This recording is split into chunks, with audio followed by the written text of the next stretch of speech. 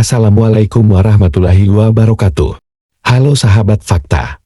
Perang Badar tercatat dalam sejarah agama Islam yang berkisah tentang perang antara umat muslim melawan pasukan Quraisy. Tercatat, perang ini berhasil dimenangkan oleh umat muslim yang pada saat itu dipimpin oleh Nabi Muhammad dengan hanya membawa 313 orang, sedangkan pasukan Quraisy yaitu 1000 orang. Perang Badar adalah pertempuran besar pertama antara umat Islam melawan musuh-musuhnya. Pertempuran itu terjadi pada tanggal 17 Ramadan 2H 13 Maret tahun 624. Pasukan kecil yang terdiri dari 313 orang muslim melawan 1000 pasukan Quraisy dari Mekah.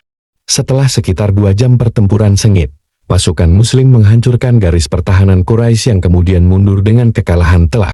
Sebelum pertempuran ini, antara akhir tahun 623 dan awal tahun 624, umat Islam dan Mekah terlibat dalam beberapa konflik bersenjata kecil, dan konflik bersenjata ini semakin sering terjadi.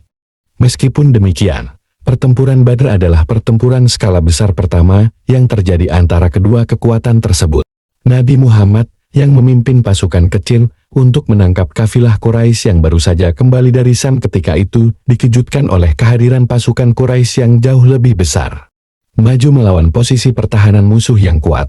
Pasukan Nabi Muhammad yang sangat disiplin berhasil menghancurkan garis pertahanan dan membunuh beberapa pemimpin kunci Quraisy, termasuk Abu Jahal alias Amr bin Hisham.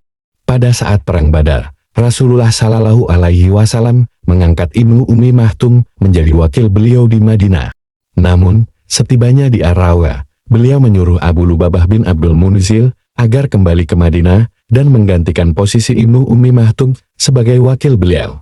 Bendera komando tertinggi yang berwarna putih diserahkan kepada Mus'ab bin Umair Al-Qurashi Al-Abdari. Pasukan kaum muslimin dibagi menjadi 2 batalion.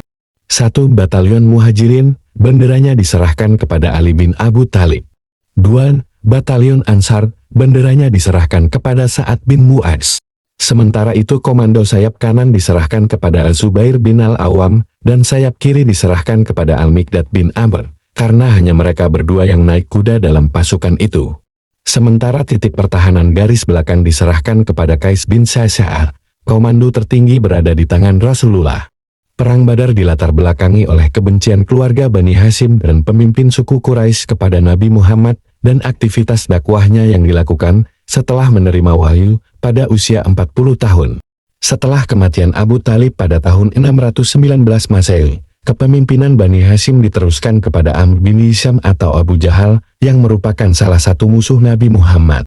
Selain itu, Perang Badar adalah suatu perlawanan yang dilakukan oleh umat muslim di kota Mekah dan Madinah.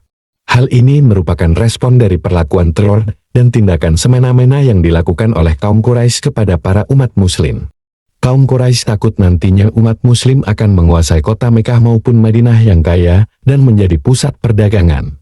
Itulah kisah Perang Badar, perang antara umat muslim melawan kaum Quraisy. Semoga kita semua selalu dalam lindungan Allah Subhanahu wa Ta'ala. Wassalamualaikum warahmatullahi wabarakatuh.